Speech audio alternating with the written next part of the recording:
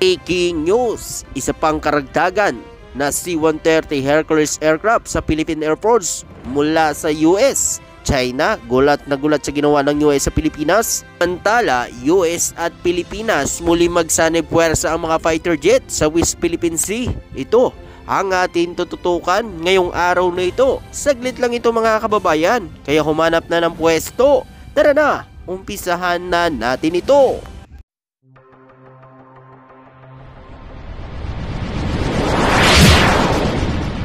Trupang Ilonggo, Please subscribe subscribe and like. and share. Ayon umano sa balita, inanunsyo umano ng Philippine Air Force na nagkomisyon na sila ng isa pang Lockheed Martin na C-130 Hercules transport aircraft. Ang sasakyang panghimpapawid na may tail number na 5157 na kinumisyon sa mga seremonya sa Gen Benito Ebuen Air Base, Lapu-Lapu City. Ayon pa dito, ang aircraft ay isa sa dalawang C-130 Hercules transport na nakuha mula sa United States sa ilalim umano ng Excess Defense Article Program noong 2016. Ang sasakyang panghimpapawid nito ay dumating noong Pebrero 16, 2024. Ayon pa dito, matapos umano ang pagdating ito ay inilipat umano sa Air Mobility Command ng Philippine Air Force sa Brigadier General Benito Ebuen Air Base, Lapu-Lapu City sa lalawigan umano ng Cebu, kung saan ito umano ay inaasahan na maglilingkod sa 228 Airlift Wing ang Philippine Air Force. Ayon sa payag ng Philippine Air Force, ang eroplano na ito ay nakareceive ng avionics upgrade na magbibigay na buting kakayahan sa mga heavy airlift mission para sa pagsuporta at paglipat ng mga tropang kargamento at pangangalaga ng teritoryo sa operasyon at kalamidad sa disaster response.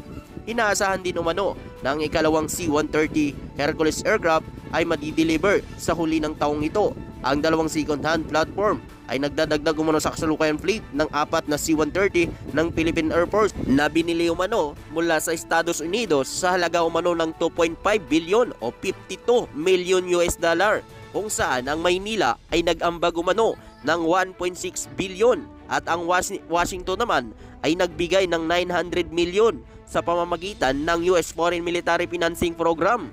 Sa ngayon umano, ang 222 Airlift Squadron ng Philippine Air Force ay nasa ilalim umano ng 220 Airlift Wing ay may 4 umano na C-130 at ayon pa nga umano sa nakalat nating impormasyon, sa kasalukuyan umano ang fleet ng Philippine Air Force ay meron umanong 6 na Lockheed C-130 Hercules transport aircraft.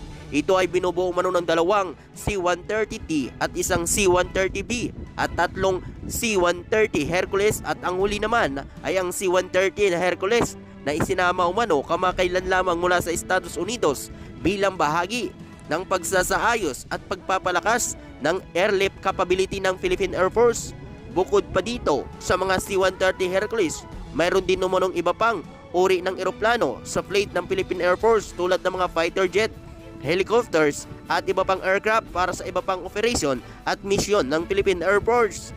Ang pagdami umano ng mga C-130 Hercules na magbibigay ng mas malawak na kakayahan sa Philippine Air Force ay para ma-airlift mission, disaster response at iba pang critical na operasyon sa pagtatanggol ng teritoryo at pagtugon sa kalamidad. At ayon pa sa nakalat nating impormasyon, ang pagkuha umano ng C-130 Hercules transport aircraft mula sa Estados Unidos ay magbibigay ng mahalagang kakayahan sa Philippine Air Force para magprotekta sa mga teritoryo ng Pilipinas sa West Philippine Sea. At ayon pa dito, ang C-130 ay isang versatile at reliable aircraft na maaaring gamitin para sa iba't ibang misyon. Kabilang nga dito, ang C-130 ay may kakayahan naman mag-transport ng mga tropa, kagamitan at iba pang kargamento mula sa iba't ibang base hanggang sa mga strategic location sa West Philippine Sea.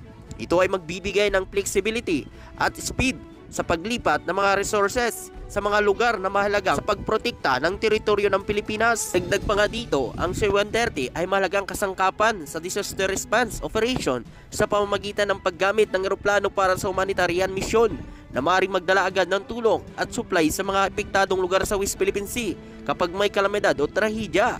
At ayon pa dito, ang C-130 ay maaaring magamit para sa surveillance at reconnaissance mission o pangbantayan ang teritoryo ng Pilipinas sa West Philippine Sea laban sa anuman potensyal na banta ng iba't ibang mga bansa, katulad na lang umano ngayon sa patuloy na pagbabanta umano ng China na sakupin ang ilan sa mga teritoryo na pag-aari ng Pilipinas sa West Philippine Sea. Napakalaking tulong ito ang C-130 para magprotekta din sa ating mga teritoryo na pag-aari ng Pilipinas yan sa may West Philippine Sea. Dahil sa ngayon, napakalaking tulong umano ang patuloy na pagsuporta ng Amerika sa Pilipinas sa pagpapalakas umano ng depensa ng bansa.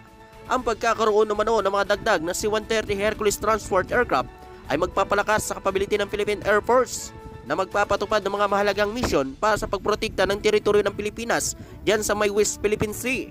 Ikaw kababayan, ano ang masasabi mo rito at makukomento mo? At sa iba pang mga balita, ayon umano sa balita, ang ikalawang pag-ulit ng Cove Thunder exercise ngayong taon ay tatakbo mula Hunyo 17 hanggang 28. Sa isang press briefing nito lamang Miyerkules ng hapon, sinabi umano ng Philippine Air Force ang aktibidad sa pagitan umano ng Philippine Air Force at US Air Force kasunod ng mga unang desisyon ng drills na naganap noong April 8 hanggang 19 ay mayroon umanong paparating na bilateral na aktibidad kasama ang Estados Unidos Air Force at Cove Thunder 2 na siyang pangalawang pag-ulit at pagsasanay na ito at pagtuon sa ehersisyo na ito ay pagsasanay para sa malaking puwersang deployment.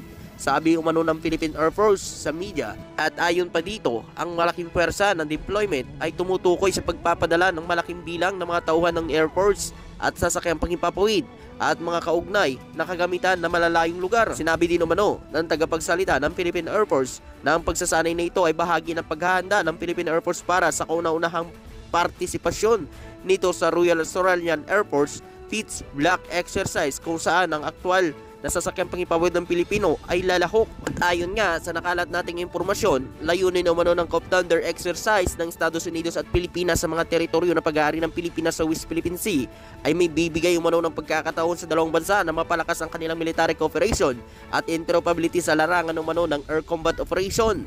At ayon pa dito, ang Cove Thunder exercise ay nagpapakita ng malalim na ugnayan sa pagitan ng Estados Unidos at sa larangan ng depensa.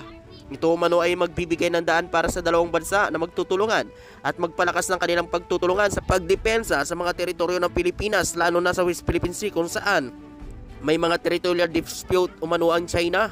Ayon pa dito, sa pamamagitan umano ng pagsasanay at pagsasagawa ng air combat operation ng Cove Thunder drills ay naglalayon mapalakas ang kakayahan ng Philippine Air Force at US Air Force na magtutulungan sa pagsugpo sa mga potensyal na banta sa seguridad sa riyon, partikular na sa West Philippine Sea. Ang pagpapalakas umano ng military exercise sa West Philippine Sea ay nagpapadala ng malinaw na mensahe sa iba't ibang entities, partikular na sa China, na ang Pilipinas at Estados Unidos ay nagtutulungan at handang ipagtanggol ang kanilang teritoryo laban sa anumang potensyal na banta. At ayon pa dito, ang Cove Thunder exercise ay isang mahalagang bahagi na nagpapapalakas umano ng depensa at seguridad ng Pilipinas sa West Philippine Sea at nagpapakita ng malalim na ugnayan at cooperation sa Pilipinas at Estados Unidos sa larangan umano ng militar sa riyon. Napakalaking tulong din umano ang Cove Thunder nito dahil nabawasan umano ang matinding tensyon ng China sa mga teritoryo na pag-aari umano ng Pilipinas sa West Philippine Sea. Kaya ikaw kababayan, ano ang masasabi mo rito at makukomento mo? Siyempre hanggang dito na lang. Maraming salamat po.